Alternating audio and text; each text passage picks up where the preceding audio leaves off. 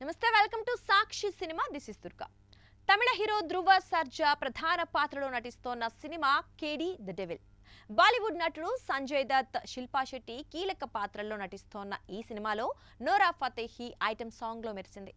ఇటీవలే కన్నడతో పాటు తెలుగు, తమిళ, మలయాళ, హిందీ భాషల్లో ఆ ఐటెం సాంగ్ ను విడుదల చేశారు. అయితే హిందీలో ఆ పాట లిరిక్స్ పచ్చి బూతులతో అసభ్యంగా ఉంది. డాన్స్ కూడా అశ్లీలంగా ఉండేసరికి అభ్యంతరాలు వెలువెత్తాయి. All India cine workers association ఫిర్యాదుతో కేంద్రం ఈ పాటను తొలగించాలని ఆదేశించింది. అలా హిందీ వర్షన్ను యూట్యూబ్ నుంచి తీసేశారు. తాజాగా ఈ వివాదంపై హిందీలో సర్కే చునర్ పాటకు లిరిక్స్ అందించిన గేయ రచయిత రకీబ్ ఆలం స్పందించాడు.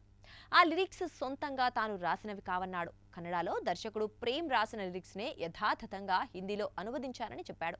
నిజానికి ఈ పాటను హిందీలో రాయమన్నప్పుడే తాను తిరస్కరించారని, లాంటివి సెన్సార్ ఒప్పుకోవు, వర్కౌట్ కాదన్నానని తెలిపారు. కన్నడ వర్షన్ ను అచ్చుగుద్దినట్లుగా హిందీలో మార్చమని అప్పగించారు. చాలా డబుల్ మీనింగ్ లైన్స్ ఉన్నాయి, కానీ అదంతా ఒక మద్యం సీసా గురించి అని వారు చిట్ట చివర్లో బయట పెట్టారని చెప్పాడు. అయితే అది తెలిసేసరికి ఆ లైన్స్ అన్ని అసభ్యకరంగానే అనిపిస్తాయని, అదే విషయం తాను చెప్పానని అన్నాడు. అసలు ఇలాంటి పాటలు రాయాల్సిన అవసరం నాకేంటి? నేను మంచి పాటలు రాసినప్పుడు ప్రజలు వాటిని పట్టించుకోరు. రామ్ చరణ్ పెద్ది సినిమాలోని చిక్రీ చిక్రీ పాటకు హిందీలో తానే సాహిత్యాన్ని అందించాను.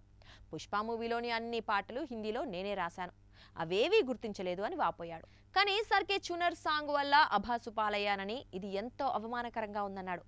తాను చెప్పినట్లే పాటపై అభ్యంతరాలు వచ్చాయని, దాంతో మేకర్స్ ఎటువంటి అసభ్యతకు చోటు లేకుండా కొత్త వర్షన్ రాయమని అడగ్గా ఆల్రెడీ రాసి పంపారని చెప్పాడు. త్వరలోనే చిత్ర యూనిట్ క్షమాపణలు చెప్పి కొత్త లిరిక్స్ తో ఉన్న పాట రిలీజ్ చేస్తుందని రకీబ్ చెప్పుకొచ్చాడు. సాక్షి టీవీ ప్రసారాలను నిలిపివేయడం చట్టరీత్యా నేరం. సాక్షి టీవీ ప్రసారాల కోసం మీ స్థానిక కేబుల్ ఆపరేటర్ని వెంటనే సంప్రదించండి. డిటిహెచ్లో, ఇంటర్నెట్లో కూడా సాక్షి టీవీ ప్రసారాలను వీక్షించవచ్చు.